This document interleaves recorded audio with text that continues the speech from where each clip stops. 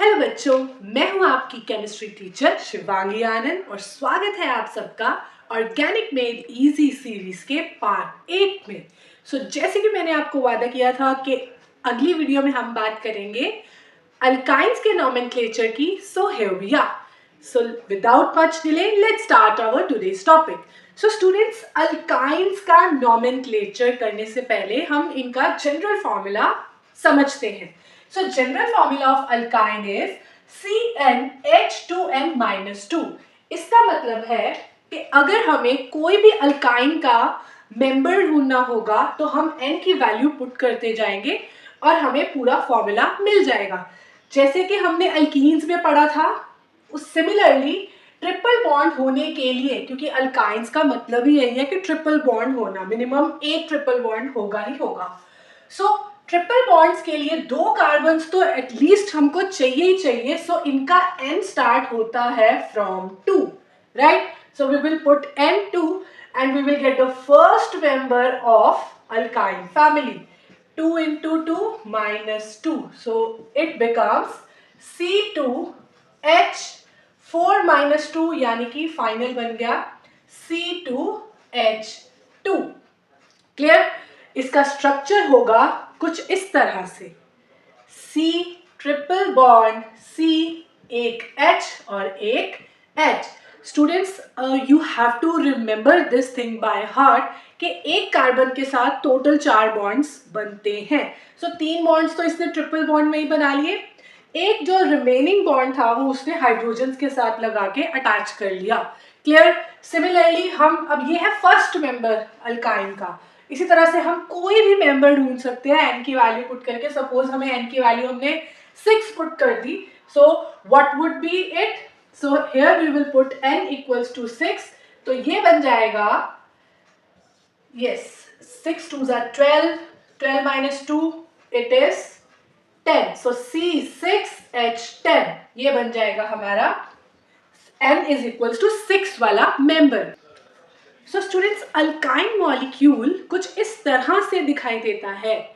Specifically अगर हम बात करें इथाइन की, राइट, इसका स्ट्रक्चर सिलिंड्रिकल होता है, 2 इसमें पाई बॉन्ड्स होते हैं और एक इस टोटल 3 इसमें सिग्मा बॉन्ड्स होते हैं, जिसमें से एक सिग्मा बॉन्ड कार्बन कार्बन का होता है, बाकी 2 सिग्मा बॉन्ड्स कार्बन और हाइड्रोजन के होते हैं, और हाइब्रिडाइजेशन होती है sp।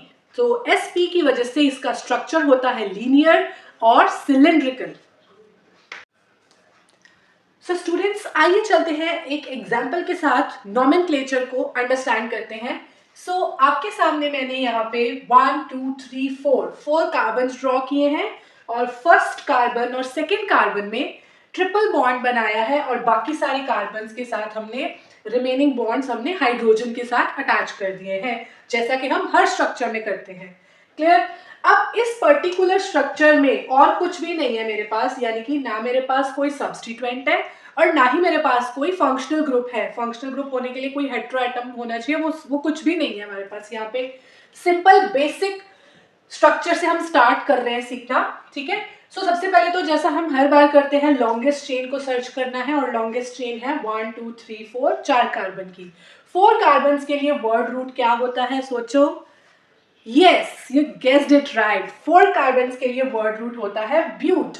ब्यूट प्लस ये हो गया वर्ड रूट। सफिक्स में, प्राइमरी सफिक्स में हमेशा आइन लगेगा क्योंकि हम अल्काइंस को ही डिस्कस कर रहे हैं। ब्यूट प्लस 1 आइन, क्योंकि हमें पोजीशन भी बतानी होती है ट्रिपल बॉन्ड की। क्लियर? इट्स लाइक हमें फुल एड्रेस बताना है। जैसे अगर मैं बोलूँ कि सब कुछ बता दूँ अपने एड्रेस में, लेकिन मैं लाइक स्ट्रीट नंबर ही ना बताऊँ, तो स्ट्रीट नंबर नहीं पता होगा तो ढूंढना मुश्किल हो जाएगा ना। क्लियर? इसीलिए ये 1 नंबर या जो भी हम नंबर लगाते हैं, it's like a street number या हाउस नंबर। क्लियर? कौन से नंबर वाले कार्बन पे ट्रिपल बॉन्ड है? फर्स्ट कार्बन पे। क्लियर? ब्यूट 1 आइन इसका नेम हो गया, फर्स्ट लेटर कैपिटल, और इसका नेम ब्यूटाइन भी लिख सकते थे। 1 को हम स्किप भी कर सकते थे, क्योंकि अगर 1 हमने नहीं मेंशन किया तो ये बट ऑब्वियस ही है केमिस्ट्री में कि वो 1 नंबर वाला 1 वाला ही होगा। इट्स लाइक कि जैसे मैथ्स में हम करते हैं ना 4/1, राइट? बेसिक मैथ्स तो हम सब ने ही करी है। 4/1 को हम कई बार सिंपली 4 भी लिख देते हैं ना। क्लियर? सो अपॉन 1 को हम मेंशन नहीं करते बट वो वहां होता है, राइट? सिमिलरली जब भी आपका कोई नॉमेनक्लेचर होगा और उसमें 1 नंबर लग रहा होगा तो वो आप स्किप भी कर सकते हो, बट मैं आपको यही प्रेफर करूंगी कि आप फुल नेम मेंशन कीजिए।